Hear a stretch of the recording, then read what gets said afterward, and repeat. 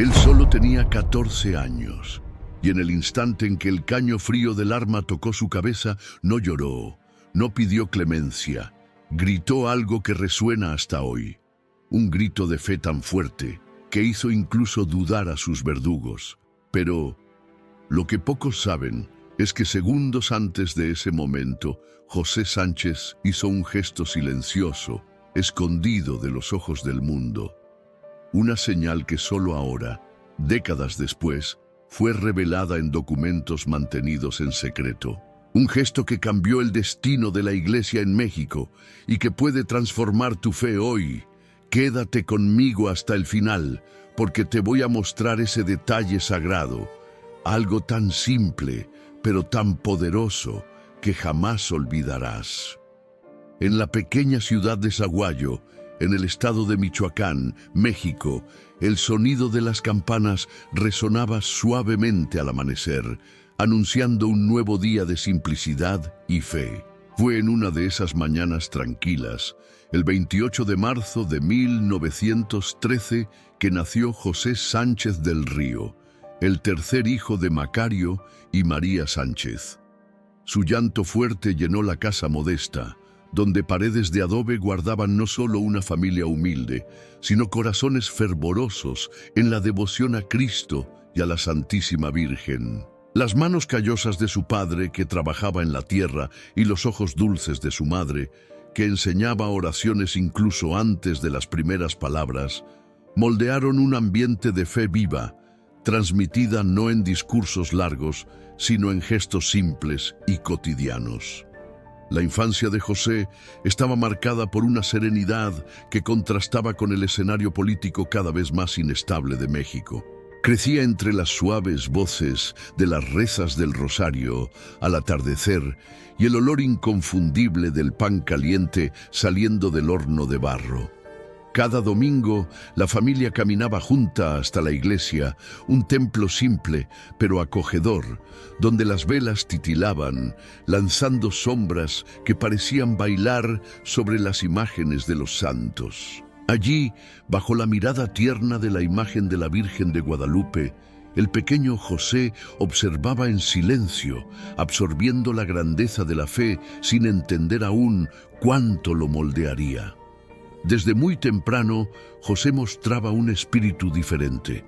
Mientras otros niños corrían por las calles de tierra, él se detenía, curioso, observando el movimiento de las procesiones, los altares adornados y las lágrimas de las mujeres que rezaban por sus hijos y esposos. Había en él una sensibilidad inusual para la edad, una mirada profunda que denunciaba un corazón atento a los signos divinos. Cuando su madre le entregó por primera vez un rosario simple hecho de madera, él lo recibió con tal reverencia que incluso ella, acostumbrada a las expresiones de fe, sintió un nudo en la garganta. La primera comunión de José, celebrada en una mañana fresca e iluminada, fue uno de esos momentos que no se borran de la memoria de quienes lo presenciaron. Vestido con una túnica blanca impecable, caminaba con pasos contenidos y serios. Las campanas sonaban alto y la pequeña ciudad parecía silenciarse ante aquella ceremonia tan sagrada. Cuando recibió la Eucaristía, José permaneció inmóvil, con los ojos cerrados y una leve sonrisa en el rostro. Aquellos que lo observaban, incluido el sacerdote, percibieron algo casi inexplicable. No era solo un niño siguiendo un rito, sino alguien que, aún joven, ya comprendía la profundidad del misterio que tocaba. Su madre, escondiendo discretamente las lágrimas, apretaba las manos contra el pecho, sintiendo que allí comenzaba una misión mucho mayor de lo que podría imaginar. La infancia continuó en medio de gestos simples de bondad. José tenía un cariño especial por los ancianos y los enfermos. No era raro verlo llevando un pedazo de pan a un vecino debilitado o ayudando a su madre a coser ropa para familias más pobres. Siempre en silencio, siempre con esa mirada llena de dulzura y firmeza. Por la noche, cuando todos se recogían, él se quedaba unos minutos más frente al pequeño altar doméstico, mirando la imagen de Jesús crucificado y murmurando oraciones que parecían venir de un alma mucho más madura de lo que su pequeño cuerpo sugería. Pero la vida pacífica de aquel niño comenzaba a ser amenazada por cambios que llegaban como vientos fríos e implacables. México vivía tiempos de persecución religiosa. Leyes severas comenzaron a restringir el culto público y las iglesias eran cerradas o profanadas. La tranquilidad de las familias católicas se transformaba en aprensión. Las conversaciones en casa ya no eran solo sobre la cosecha o las festividades religiosas. Había murmullos de miedo, relatos de sacerdotes presos, altares destruidos y familias enteras forzadas a esconder su fe. José, incluso tan joven, escuchaba todo en silencio. Su inocencia infantil comenzaba a ceder lugar a una inquietud silenciosa. Cierta noche, al escuchar un relato dramático de un sacerdote perseguido, José no pudo contener la mirada angustiada. Preguntó, con la voz baja, si él también algún día podría ayudar a defender la iglesia. Su madre lo miró fijamente y un silencio pesado cayó entre ellos. No había respuesta fácil. La fe que siempre calentaba aquella casa ahora también traía un peso, un llamado silencioso y peligroso. El corazón materno de María oscilaba entre el orgullo por la fe del Hijo y el miedo por las consecuencias de un mundo en el que ser católico se convertía día tras día en un riesgo. Aún así, la infancia de José no perdió completamente su brillo. Había tardes en que él jugaba con sus hermanos en el patio, corriendo entre gallinas y pies de maíz, riendo en voz alta como cualquier niño debería reír. Pero incluso en esos momentos había algo diferente en su mirada. Una seriedad discreta, como si ya supiera que su vida no sería larga, pero tendría un propósito eterno. En un día soleado, cuando solo tenía 12 años, José ayudó a preparar el altar para una celebración clandestina.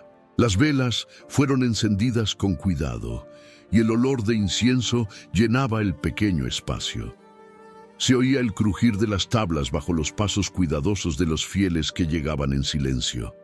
Cada mirada intercambiada era una mezcla de temor y esperanza. Allí, en ese ambiente cargado de tensión y fe, el joven José sintió, por primera vez, un llamado profundo. No era el llamado de un niño curioso, sino el de un alma que comprendía que defender a Cristo podría significar mucho más que rezar. Podría costar todo. Los días que siguieron fueron marcados por noches en que José apenas podía dormir. Oía, a lo lejos, disparos y gritos. La ciudad tranquila de su infancia daba lugar a un escenario de persecución e incertidumbre. Las conversaciones en casa se volvieron más cautelosas y las visitas nocturnas de hombres armados cada vez más frecuentes. Su madre cerraba la puerta con manos temblorosas y el rosario comenzó a rezarse en susurros. Pero la mirada de José no vacilaba. No lloraba ni mostraba miedo. Al contrario, sus ojos brillaban con una luz serena y decidida. Fue en esta atmósfera de tensión creciente que el niño José, entre la inocencia y el coraje, moldeó el carácter que el mundo conocería años después. Cada pequeña decisión, cada gesto de bondad, cada oración hecha en secreto lo preparaba para el grandioso destino que lo aguardaba. Su infancia, aunque breve, no fue solo un tiempo de crecimiento físico, sino una forja silenciosa, donde la fe, el amor y el coraje tomaban forma, moldeando el corazón de un mártir que, aunque aún sin saberlo, estaba destinado a convertirse en un ejemplo eterno de valentía y fidelidad. El año era 1926 y las calles de Zaguayo, antes tranquilas, ahora cargaban murmullos inquietos. El sonido de las campanas ya no sonaba solo para anunciar misas, sino también como un aviso silencioso de peligro. La persecución religiosa había tomado control de México, esparciendo miedo e incertidumbre. Iglesias eran cerradas, sacerdotes desaparecían sin dejar rastro, y familias católicas escondían imágenes sagradas como quien protege un tesoro amenazado. La infancia de José Sánchez del Río ya había quedado atrás, y a sus 13 años incompletos comenzaba a darse cuenta de que la fe que había aprendido a cultivar exigiría coraje mucho más allá de las oraciones susurradas. Dentro de su casa, el clima era tenso. Su padre, siempre firme, ahora hablaba en voz baja temiendo que las paredes escucharan. Su madre, que nunca dejaba de encender una vela frente al pequeño altar familiar, ahora la apagaba temprano, temiendo atraer miradas curiosas. Pero José, ya madurado por la convivencia con el dolor silencioso de los perseguidos, no se contentaba más con solo observar. Sentía con fuerza creciente un llamado que lo inquietaba en las noches de insomnio. El hombre, marcado por cicatrices y con mirada cansada, hablaba sobre persecuciones, fugas desesperadas y batallas en campos abiertos, donde el olor de la pólvora se mezclaba con el sudor y las oraciones. José, con los ojos muy abiertos, escuchaba cada palabra como si las grabara en su corazón. Al término de la conversación, su corazón latía con un deseo ardiente. No quería más ser espectador. Oía historias sobre los cristeros, hombres de fe que tomaban las armas no para atacar, sino para defender el derecho de profesar la religión que había moldeado sus vidas. En una noche sofocante de agosto, mientras el viento golpeaba las ventanas con fuerza, José escuchó por primera vez un relato directo de un soldado cristero que había pasado por Sahuayo en busca de provisiones. Quería defender su fe con el mismo coraje de aquellos hombres. A la mañana siguiente, cuando el sol apenas había asomado en el horizonte, José tomó una decisión que cambiaría el rumbo de su vida. Se vistió con su mejor ropa, un simple conjunto cuidadosamente planchado por su madre, y se dirigió al campamento cristero más cercano, guiado por información que había escuchado en conversaciones rápidas por las calles. El camino era largo y polvoriento. El sonido distante de los pájaros no podía sofocar el peso de la ansiedad que apretaba su pecho. Cuando finalmente llegó, fue recibido con miradas desconfiadas. Hombres adultos, con rostros marcados por la dureza de la guerra, observaban a aquel niño delgado que pedía, con voz firme y mirada resuelta, unirse a ellos. El comandante, general Prudencio Mendoza, miró a José a los ojos y movió la cabeza con seriedad. Le explicó con voz grave que aquel no era lugar para niños. Había muertes, hambre y sufrimiento. José, sin embargo, no vaciló. Suplicó con lágrimas contenidas y voz temblorosa para que lo aceptaran. Dijo que prefería morir luchando por Cristo a vivir escondido, como si su fe fuera algo vergonzoso.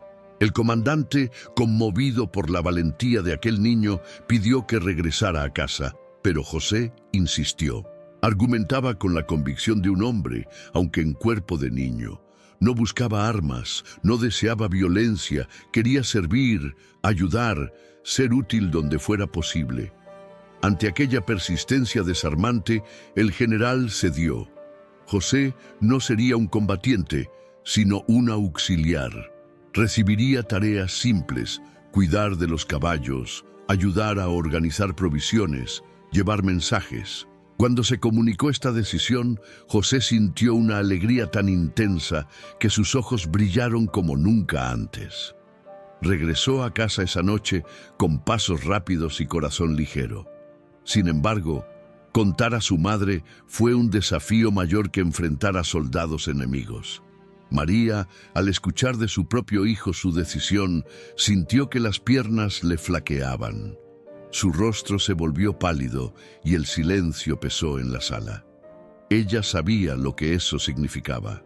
No era solo la partida de un hijo lejos de casa, era el riesgo constante, el peligro inminente de no volver a verlo. Con lágrimas en los ojos, le pidió que desistiera. Suplicó con palabras cargadas de amor y miedo, pero José, con la madurez que sorprendía incluso a su madre, dijo solo que necesitaba seguir el llamado de Dios, que la fe no podía ser escondida como un secreto. En ese momento, María se dio cuenta de que el hijo que había criado con tanto esmero ya no le pertenecía. Pertenecía a una misión mayor que escapaba a su control. Con el corazón apretado, lo abrazó con fuerza, sintiendo el olor del cabello de su hijo, como si quisiera guardar en la memoria cada detalle de aquel niño que ya se transformaba en soldado. José partió al amanecer, llevando consigo el rosario que su madre puso en sus manos con dedos temblorosos. En el campamento, la presencia de José fue recibida con creciente respeto. Aunque joven, demostraba disciplina y valentía. En los primeros días, cuidaba de los caballos, limpiaba las armas y ayudaba a montar campamentos bajo el cielo estrellado. El frío de las noches en las montañas cortaba la piel, pero él no se quejaba. Cuando los hombres se reunían para rezar, José era el primero en arrodillarse y el último en levantarse. Observaba atentamente cada estrategia de combate, cada decisión del general, absorbiendo enseñanzas que jamás habría aprendido en casa o en la escuela. El tiempo pasó y la tensión aumentaba. Las tropas federales intensificaban la persecución. Relatos de ataques y traiciones llegaban con frecuencia. En una noche lluviosa, el general fue gravemente herido en una emboscada. En medio de la confusión y los gritos de desesperación, José no dudó. Corrió entre balas y barro para rescatar el caballo del comandante, permitiendo que fuera llevado a salvo. La valentía del niño, presenciada por todos, transformó el respeto en admiración.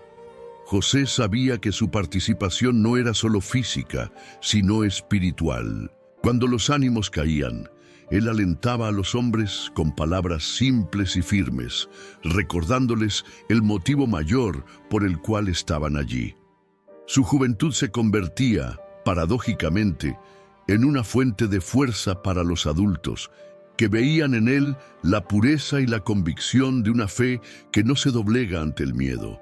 Las noches se volvieron más largas, los combates más intensos. Los sonidos de los disparos resonaban por las colinas, mezclándose con el mugir de los bueyes y el fuerte soplo del viento. José, ahora aceptado como un verdadero hermano de batalla, sentía el peso de la guerra, pero también la certeza de estar en el camino correcto. En momentos de silencio, cuando las estrellas brillaban intensamente en el cielo limpio, susurraba oraciones, pidiendo solo fuerza para no flaquear. El cielo de aquella madrugada parecía más estrellado que nunca, como si la propia naturaleza asistiera en silencio al inicio de una misión sagrada. En el campamento improvisado de los cristeros, el joven José Sánchez del Río se vestía con simplicidad, pero el brillo de sus ojos era el mismo de un guerrero veterano. Los hombres, muchos de ellos con el rostro endurecido por años de lucha, observaban a aquel niño delgado y tranquilo, ahora encargado de tareas simples, pero repletas de responsabilidad. No había espacio para juegos. Las noches eran frías, y el sonido de las lechuzas se mezclaba con el crepitar de las fogatas, que ardían solo lo suficiente para calentar sin delatar la posición del grupo. José despertaba antes de los primeros rayos de sol. Su primer compromiso era cuidar de los caballos, limpiar los cascos con precisión y verificar que las monturas estuvieran en perfecto estado. Cada animal era tratado con un cariño especial, pues sabía que en tiempos de persecución, hasta el caballo era un compañero de lucha y supervivencia. El fuerte olor del cuero mezclado con la paja húmeda, el crujir de las sillas de madera y el resuello de los animales componían una sinfonía que solo quien ha vivido en el campamento podría entender. El niño no se quejaba del polvo que se adhería a su ropa, ni del cansancio que pesaba en sus piernas. Se sentía útil, parte de algo mucho más grande. Con el paso de los días, José conquistó la confianza de todos. Además de las tareas prácticas, se encargaba de animar al grupo, especialmente en momentos de desánimo. Cuando los relatos de derrotas o traiciones llegaban, la voz clara y firme del joven se hacía oír, recordando a todos el motivo por el cual estaban allí. No necesitaba discursos largos, bastaba una mirada sincera y el recuerdo de las palabras «Viva Cristo Rey» para reavivar en los corazones abatidos la llama de la esperanza. Era sorprendente para hombres endurecidos ver tal fortaleza brotar del corazón de un chico que ni siquiera había alcanzado la plena adolescencia.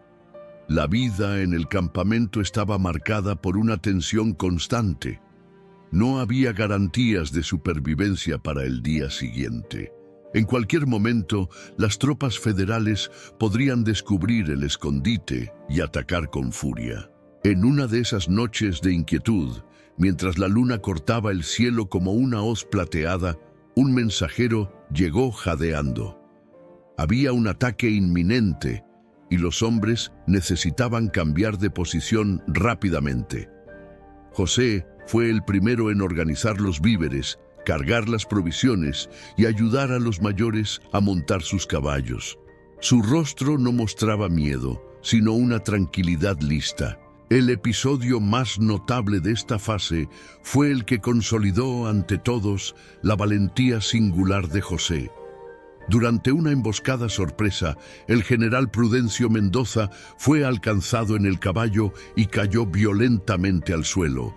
El sonido de los disparos se mezclaba con los gritos de alerta y el caos se apoderó del campo. Mientras los soldados buscaban cobertura, José corrió hacia el caballo herido, ignorando el zumbido de las balas que cortaban el aire. Sus manos pequeñas y ágiles desataron las riendas y con un esfuerzo sobrehumano arrastró al animal lejos, salvando no solo al caballo, sino permitiendo que el general fuera llevado a salvo. El silencio que siguió al fin del tiroteo fue roto por miradas de admiración. La valentía de aquel niño era más que coraje, era fe encarnada en acción. Tras el episodio, José fue reconocido como escudero del ejército cristero. Esta función, aunque simbólica, llevaba un peso inmenso. Ahora era el responsable de portar el estandarte en las pequeñas procesiones antes de las batallas.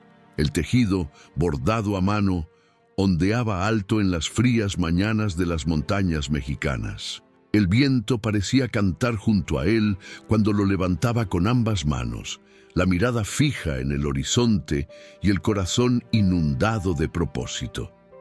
La responsabilidad no lo alejaba de las tareas simples.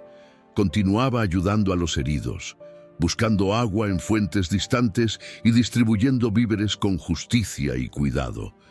Las noches eran largas y el cansancio pesaba, pero había en José una serenidad desconcertante. Durante las oraciones en grupo, su rostro se iluminaba y los hombres se sentían fortalecidos solo por estar cerca de él. El campamento, a pesar de estar marcado por el olor a pólvora y sudor, tenía algo de sagrado, y todos sabían que parte de eso venía de la presencia silenciosa pero poderosa de aquel joven. Con cada movimiento, la tensión aumentaba. El sonido de caballos galopando a lo lejos provocaba escalofríos. Podía ser refuerzo, pero también podría ser el enemigo acercándose. En una madrugada especialmente fría, José fue encargado de llevar mensajes entre dos puntos del campamento. La oscuridad era densa, y el sonido de las hojas secas rompiéndose bajo sus pasos parecía demasiado alto. Pero él avanzaba con firmeza. El peso de la responsabilidad no lo aplastaba, al contrario, le daba fuerzas. Llegó a su destino sin fallos, y su eficiencia era comentada por todos. Las semanas siguientes fueron de batallas intensas. El olor a pólvora se volvía constante y el ruido de las balas parecía haberse convertido en parte de la cotidianidad. José no combatía con armas, pero su papel era fundamental. En una ocasión, durante un ataque nocturno, socorrió a un soldado herido, arrastrándolo por metros bajo el fuego cruzado hasta un lugar seguro. Su rostro sucio de tierra y sudor mostraba la dureza de esa vida, pero sus ojos brillaban, incansables. Por fin, José fue encargado de un papel aún más honorable: llevar el estandarte al frente del grupo durante una marcha importante. El cielo estaba nublado y el viento frío cortaba la piel, pero nada detendría a aquel niño. Con pasos firmes y la bandera en alto, seguía adelante, mientras los hombres detrás de sí se sentían renovados por la imagen de aquel joven fuerte, sereno e inquebrantable. El tejido pesado del estandarte ondeaba como si danzara en el aire, y cada paso resonaba con la certeza de que la lucha no era solo política, sino espiritual. En la alborada de un día aparentemente común, el campamento de los cristeros despertaba bajo el cielo nublado, con vientos que soplaban frío sobre las tiendas levantadas entre los valles y colinas mexicanas. La calma de aquel inicio de mañana sería en breve rota por un acontecimiento inesperado que cambiaría el destino de José Sánchez del Río. Tras semanas de misiones cumplidas con bravura, ya era considerado el corazón espiritual de aquel grupo, pero las pruebas que vendrían a continuación exigirían de él una fuerza aún más profunda, una entrega absoluta. Esa mañana, una emboscada organizada por las tropas federales cayó sobre el campamento.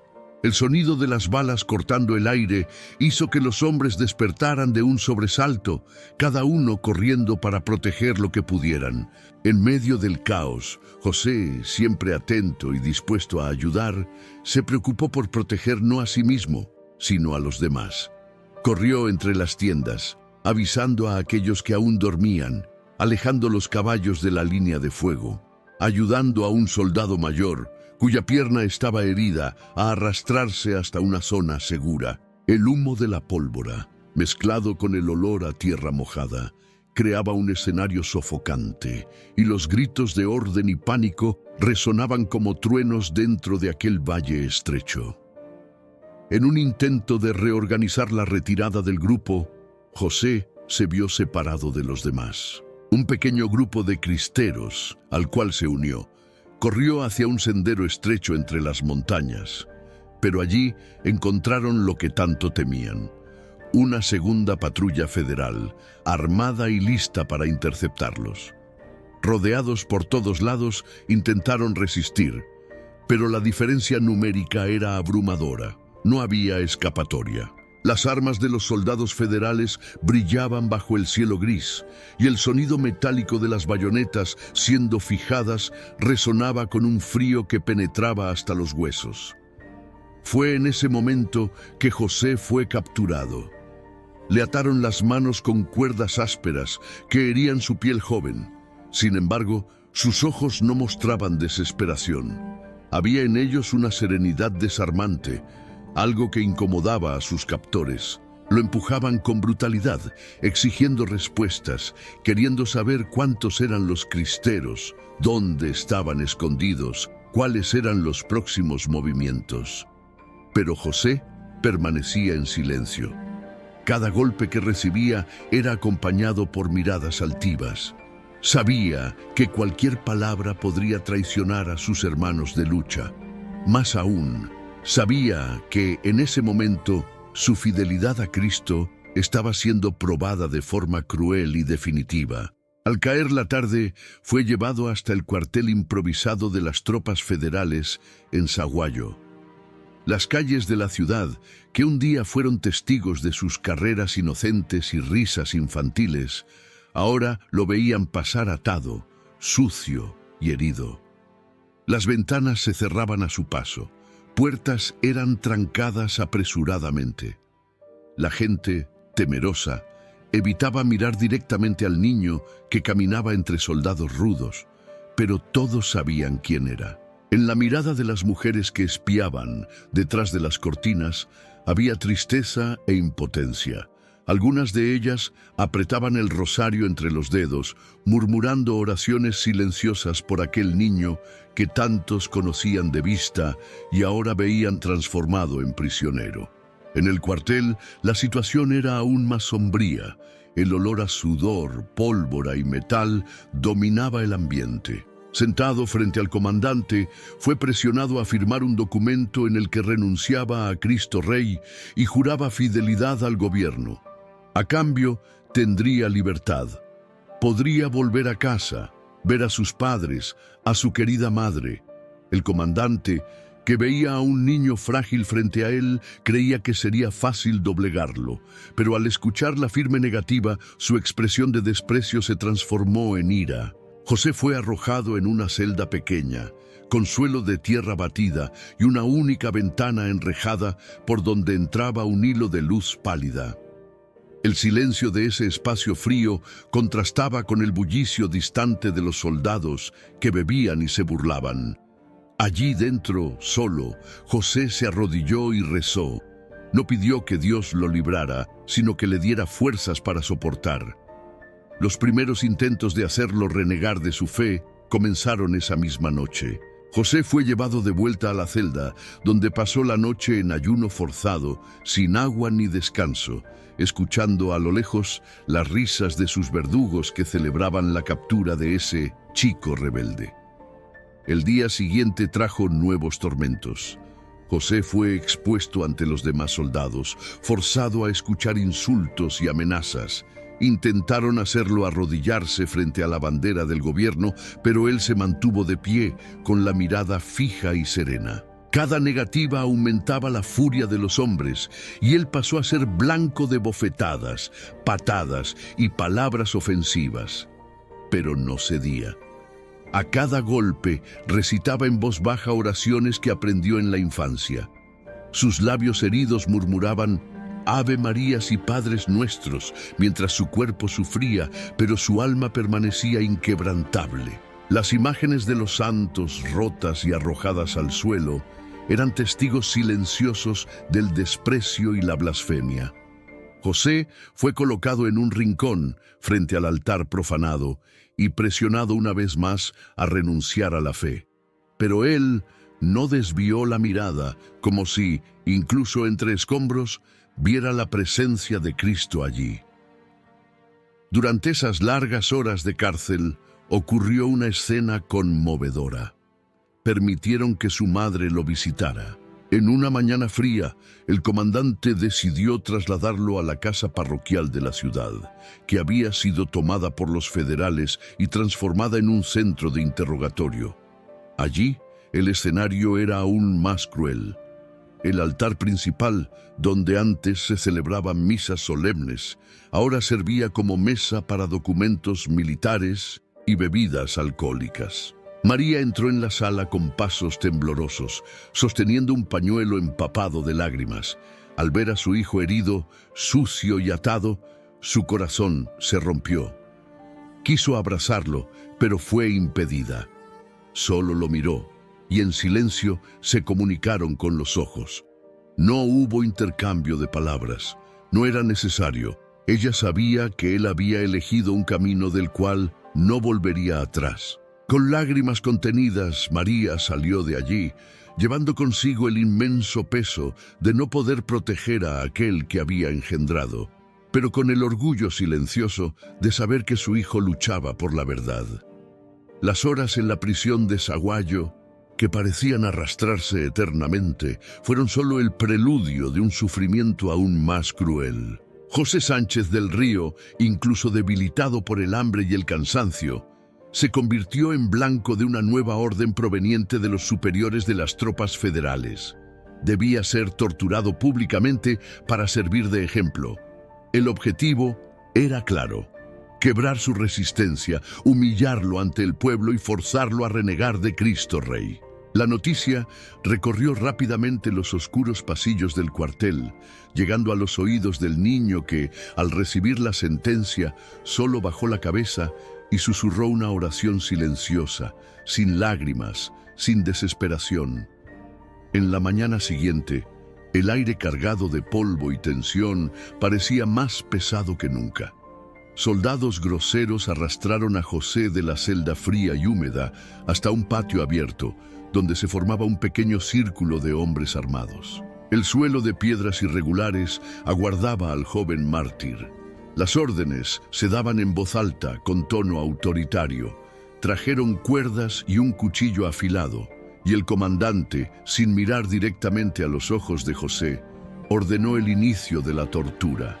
Un silencio mortal invadió el ambiente. Las plantas de los pies de José fueron cortadas, arrancándole la piel en tiras finas, en una brutalidad que heló la sangre incluso de los soldados más experimentados. El sonido de la hoja desgarrando carne, acompañado de los suspiros cortos de dolor contenido, llenaba el espacio. No hubo gritos desesperados, solo un gemido ahogado, y después, nuevamente el silencio de un niño que parecía más grande que el dolor mismo. Su rostro, pálido y sudoroso, mantenía la dignidad que solo aquellos que verdaderamente creen pueden sostener ante el sufrimiento. Tras el tormento, lo obligaron a caminar descalzo por las calles de su propia ciudad. Cada paso era una herida abierta.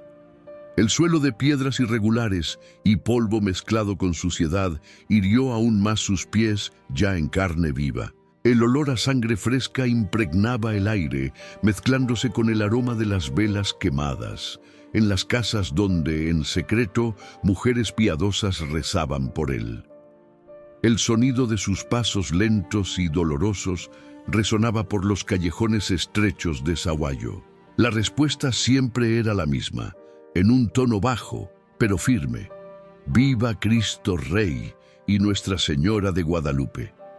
A cada frase, la ira de los soldados crecía, pero también aumentaba el respeto silencioso de algunos que, en sus corazones, reconocían la grandeza de aquel pequeño mártir.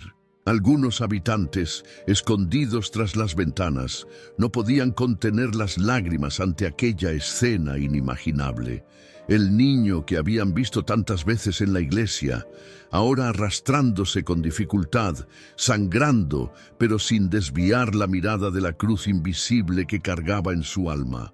Durante la caminata forzada, los soldados golpeaban su espalda con las culatas de las armas, exigiendo que renegara de su fe.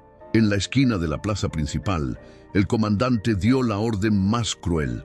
Le ataron las manos por detrás, lo arrojaron al suelo y, aún herido, ordenaron que cavara su propia tumba. El suelo seco y duro resistía a sus intentos. Sus dedos, ya débiles, apenas lograban arrancar pequeñas porciones de tierra endurecida. El sudor y la sangre se mezclaban, escurriéndose por su joven rostro, donde aún se veía la inocencia de un niño y el coraje de un soldado de la fe. Los soldados se burlaban, reían en voz alta, pero dentro del corazón de José solo había un clamor silencioso, fuerza para soportar hasta el final, sin traición.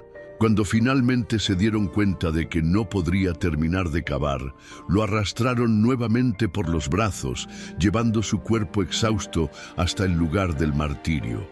El sol ya se ponía, tiñendo el cielo con tonos de rojo y dorado, como si el mismo firmamento atestiguara la escena con reverencia. El lugar elegido estaba alejado, entre árboles retorcidos, y el canto lejano de los pájaros que parecían callar ante la tragedia inminente. Allí, antes del disparo final, los soldados hicieron un último intento. Un oficial se acercó, se arrodilló ante José y en un tono más bajo, casi piadoso, le pidió que desistiera, que renegara de Cristo y salvara su propia vida. El niño, respirando con dificultad, levantó levemente la cabeza y con un hilo de voz murmuró: «Nunca. Soy de Cristo y por Él moriré».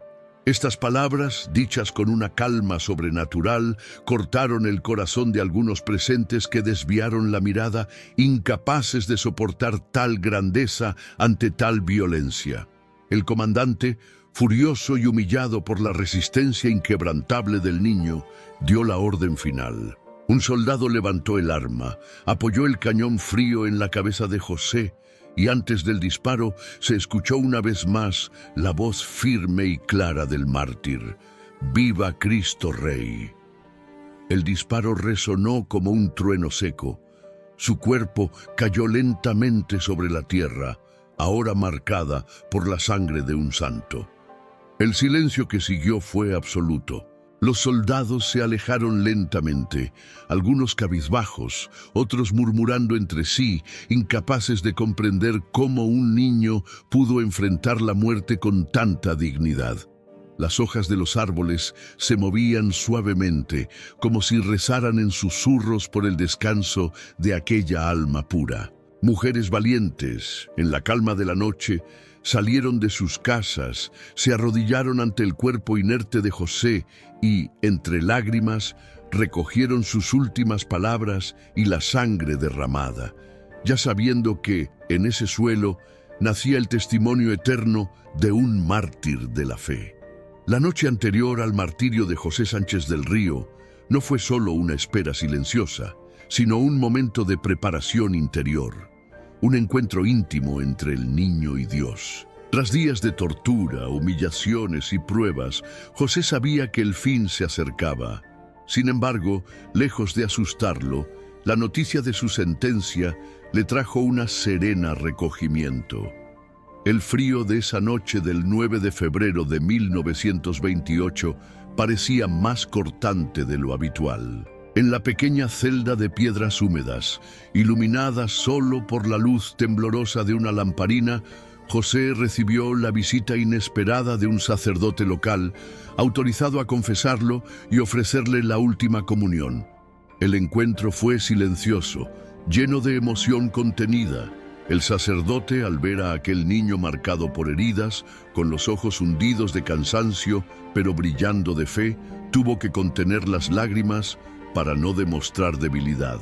José se confesó con humildad y al recibir la Eucaristía cerró los ojos y apretó las manos, como si estuviera abrazando al propio Cristo. En ese pequeño acto, simple y silencioso, estaba el corazón de la Iglesia, la fuerza de la fe, la entrega total, la aceptación del sacrificio. Al término del encuentro, el sacerdote salió de la celda con pasos lentos, sabiendo que había visto algo mucho mayor de lo que las palabras podían explicar. Con la madrugada avanzando, José pidió papel y lápiz. Sabía que necesitaba escribir una carta a su madre. Las palabras que surgieron en el papel manchado de lágrimas y sudor fueron dulces, llenas de ternura y desprendimiento. «Querida mamita», comenzó él, con la caligrafía temblorosa pero firme, «fui hecho prisionero por querer defender la fe de nuestro pueblo, pero estoy tranquilo. Solo pido que tengas valor y que no llores por mí». En pocas líneas, demostró un amor tan profundo que cualquier madre sentiría el corazón rasgarse entre el dolor y el orgullo. No pedía clemencia, no reclamaba la injusticia. En cambio, ofrecía a su madre palabras de consuelo y esperanza. Mientras escribía, el sonido de las campanas distantes de la ciudad resonaba en la fría noche, llamando a las oraciones del alba. Las últimas horas fueron de profundo silencio. Sentado en el suelo de piedra fría, José rezaba bajito, el rosario deslizándose por sus dedos heridos. Su rostro estaba sereno, casi iluminado, mientras la sombra de la muerte se acercaba. El cielo, visto por la pequeña rendija de la celda, estaba estrellado y tranquilo, contrastando con la tensión que crecía entre los soldados, que ya sabían lo que tendrían que cumplir. Fuera, los soldados se entregaban al vino y a las conversaciones groseras, ajenos a la grandeza que ocurría en esa celda. José terminó la carta, besó el papel suavemente y se la entregó a un guardia, pidiendo que, por misericordia, llegara a las manos de su madre.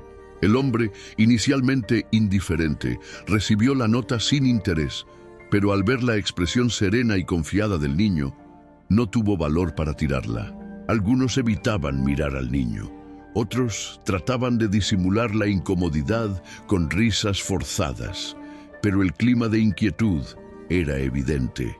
Cuando la aurora finalmente rompió, trayendo una luz suave y dorada que penetraba las rejas, José fue llamado. Las cadenas fueron retiradas de sus muñecas delgadas. El frío del hierro había dejado marcas profundas en su piel, pero no mostraba dolor. Se levantó con dificultad y salió de la celda con pasos lentos, pero firmes. El corredor estrecho del cuartel parecía más largo que nunca. A cada paso, el sonido de las botas en el suelo de piedra resonaba pesadamente, mezclándose con el tintineo del metal de las armas de los soldados que lo escoltaban. Llegaron al patio principal, donde una pequeña multitud se formaba a la distancia. Entre los curiosos había miradas de miedo, compasión e incredulidad. ¿Cómo podía un niño tan joven enfrentar tal destino con tanta dignidad? La respuesta estaba en la serenidad de su mirada, en la suavidad de su sonrisa ligera, casi maternal, que parecía abrazar cada rostro que cruzaba su camino. Antes de la marcha final, le permitieron un último pedido. José pidió rezar una vez más. Se arrodilló en el suelo duro y helado, ignorando los dolores de los pies heridos, y rezó en silencio con la cabeza inclinada. Los soldados, incluso los más duros, permanecieron inmóviles. El tiempo parecía haberse detenido. Terminada la oración, José se levantó solo, sin ayuda, y dijo que estaba listo. El trayecto hasta el lugar del martirio era corto, pero cada paso parecía una eternidad. Las plantas de los pies, ya sin piel, tocaban el suelo de piedras afiladas. La sangre dejaba un rastro vivo y silencioso detrás de él. Algunas mujeres, escondidas tras las ventanas, lloraban bajito, apretando imágenes de santos y rosarios entre los dedos. El sonido de las campanas de la iglesia, ahora distante, acompañaba la procesión forzada como una música de despedida. Durante el camino, uno de los soldados, conmovido, se acercó y susurró: «Basta con que digas que reniegas, y todo esto termina». José apenas movió la cabeza levemente, con una sonrisa serena. No había nada más que decir. Su testimonio estaba completo. Al llegar al campo donde sería ejecutado, el silencio era absoluto. El cielo estaba despejado y el viento frío movía suavemente las hojas de los árboles. Un pequeño altar improvisado, profanado y utilizado para fines militares, sirvió de escenario para el momento más sublime de la vida de aquel niño. Los soldados se posicionaron y el comandante, visiblemente incómodo, dio la orden de que cavaran una fosa. José observaba en silencio. El soldado encargado titubeó. Por primera vez, sus ojos se encontraron con los de José y allí vio no a un prisionero, sino a un mártir. Terminada la fosa poco profunda, el comandante preguntó si tenía algo que decir. José, con voz débil pero clara, respondió: «Viva Cristo Rey y Nuestra Señora de Guadalupe». El comandante, tomado por una rabia mezclada con vergüenza, ordenó que el soldado disparara. Pero antes del tiro final, José, herido pero de pie, miró una última vez hacia el horizonte. Sus ojos brillaban con una paz que ningún sufrimiento había podido borrar. Y entonces el disparo resonó, rompiendo el silencio y sellando para siempre la historia de un niño que supo entregar todo, incluso su propia vida, sin jamás traicionar la fe que llevaba en el corazón. El sol ya había comenzado a ponerse en el horizonte de Saguayo, tiñendo el cielo con tonos de rojo y dorado, mientras el cuerpo de José Sánchez del Río yacía inmóvil sobre la tierra endurecida. El sonido amortiguado del disparo aún parecía resonar en las colinas silenciosas. Los soldados, apurados e inquietos, se retiraron, temiendo miradas, preguntas y, sobre todo, el peso de haber participado en algo más grande de lo que podían comprender. Poco a poco, el campo de ejecución se vació. Solo quedaban el silencio cortante de la noche que caía y el leve movimiento de las hojas en los árboles cercanos, como susurros de oración. Guiadas por la fe y el respeto al sacrificio que acababa de suceder, caminaban en silencio, mirando a los lados con atención, temiendo la presencia de patrullas. Llegaron al lugar del martirio y se arrodillaron junto al cuerpo inerte de José. Allí, ante aquel niño ensangrentado y en paz, algunas lloraban en silencio. Otras murmuraban oraciones con la voz entrecortada. Fue entonces que, bajo la luz discreta de la luna creciente, algunas mujeres valientes, cubiertas por mantos oscuros y con rosarios en las manos, salieron discretamente de sus casas. Eran madres, viudas y hermanas, muchas de ellas acostumbradas al dolor y a la pérdida, pero jamás indiferentes a la injusticia. Una de ellas, temblando, sacó el pañuelo de lino que llevaba junto al pecho y con delicadeza limpió el rostro herido del pequeño mártir. La ciudad, aunque dormida bajo el miedo, comenzaba a escuchar murmullos. Pequeñas noticias se propagaban discretamente. El niño de Sahuayo, aquel que muchos veían pasar rumbo a la iglesia todos los domingos, ahora había derramado su sangre por Cristo. La madrugada fue marcada por oraciones secretas, velas encendidas discretamente en las ventanas y ojos húmedos de lágrimas, incluso sin palabras. Las campanas, silenciadas a la fuerza por los soldados durante semanas, parecían pesar sobre las conciencias de muchos. Había un silencio denso en la ciudad, cargado no de resignación, sino de un respeto mudo y profundo. En la mañana siguiente, antes de que el sol saliera, el cuerpo de José fue retirado del campo de ejecución. Las mujeres lo envolvieron en un tejido simple y limpio, llevándolo con cuidado, como una madre lleva a su hijo dormido. No hubo cortejo oficial, ni presencia de autoridades. Pero cada paso de aquella procesión improvisada era acompañado por corazones apretados y ojos atentos detrás de las ventanas cerradas. Al llegar a la iglesia, la misma donde José tantas veces había rezado con devoción, ahora profanada y silenciosa, lo colocaron frente al altar destrozado. Allí, ante las imágenes quebradas y velas apagadas, un sacerdote, escondido y disfrazado, realizó una bendición simple y discreta.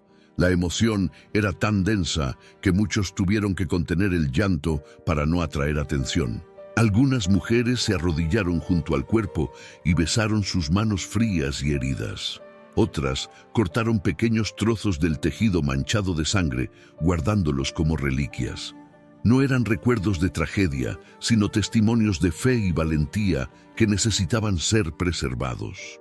Pocas horas después, el cuerpo de José fue sepultado en silencio. No hubo cánticos, solo oraciones murmuradas. Sobre la tumba simple, sin pompa, reposaba una cruz de madera improvisada con el nombre del niño grabado a mano. Alrededor, las mujeres que allí estaban dejaron flores silvestres recogidas a prisa en el camino y un pequeño rosario que alguien colocó a los pies de la cruz. Por más simple que fuera aquel sepultamiento, había en él una grandeza inmensurable, el reconocimiento, incluso oculto, de que la fe había vencido a la muerte. Pero el sepultamiento fue solo el inicio del eco que su historia causaría. Con el paso de los días, las noticias de su martirio comenzaron a recorrer otras ciudades, alcanzando pueblos lejanos. El relato de un niño de apenas 14 años, torturado y asesinado por negarse a negar a Cristo, inflamaba corazones y fortalecía la resistencia de los cristeros. Los que antes dudaban, ahora se llenaban de valor, inspirados por el testimonio silencioso y poderoso de aquel que se había convertido en símbolo de fidelidad absoluta. En las misas clandestinas, que volvieron a celebrarse en casas y sótanos escondidos, el nombre de José Sánchez del Río comenzó a mencionarse con reverencia. En oraciones bajas, las madres pedían por la protección de sus hijos, colocándolos bajo la intercesión de aquel joven mártir. Hombres y mujeres compartían su historia como una llama que no podría ser apagada, incluso ante la represión. Cartas eran escritas a escondidas, contando en detalle su firmeza y valentía, y poco a poco llegaban a comunidades católicas en diferentes regiones de México. Con el paso de los meses, la memoria de José se convirtió en un faro para el movimiento cristero. No había solo batallas físicas, sino también espirituales, alimentadas por el ejemplo del niño que murió con una sonrisa de fe en los labios. Los testimonios se multiplicaban. Personas relataban gracias recibidas después de rezar por su intercesión. Familias unidas en oración se sentían fortalecidas ante las adversidades. El pequeño mártir de Zaguayo comenzaba a superar las fronteras de su ciudad natal e inspirar a todo México. Décadas después, la voz del pueblo no se apagó. Su historia fue reconocida oficialmente por la Iglesia y el proceso de canonización se inició, sustentado por pruebas, testimonios y milagros atribuidos a su intercesión. En 2005, el Papa Benedicto XVI lo proclamó beato y, el 16 de octubre de 2016, José Sánchez del Río fue oficialmente canonizado ante miles de fieles que llenaron la Plaza de San Pedro en Roma. El niño de fe inquebrantable había sido elevado a los altares, reconocido no solo por México, sino por el mundo entero como un verdadero mártir y ejemplo de valentía. Su tumba, antes simple y desconocida, hoy es un lugar de peregrinación, donde miles de devotos van para agradecer, pedir gracias y tocar el suelo que un día acogió el cuerpo de aquel que, a pesar de ser tan joven, dio todo por amor a Cristo. El sonido de las oraciones, los cantos suaves, el brillo de las velas y el perfume de las flores frescas que diariamente adornan el lugar son señales visibles de que su testimonio sigue vivo. El niño que caminó descalzo sobre piedras y sangre, que enfrentó a sus verdugos con serenidad, permanece presente en la memoria y en el corazón de un pueblo que jamás olvidó su valentía. Y así, la vida de San José Sánchez del Río no termina en el campo donde cayó, sino que continúa, inspirando almas en todo el mundo, enseñando que la fe verdadera resiste, persevera y vence, incluso ante los dolores más profundos.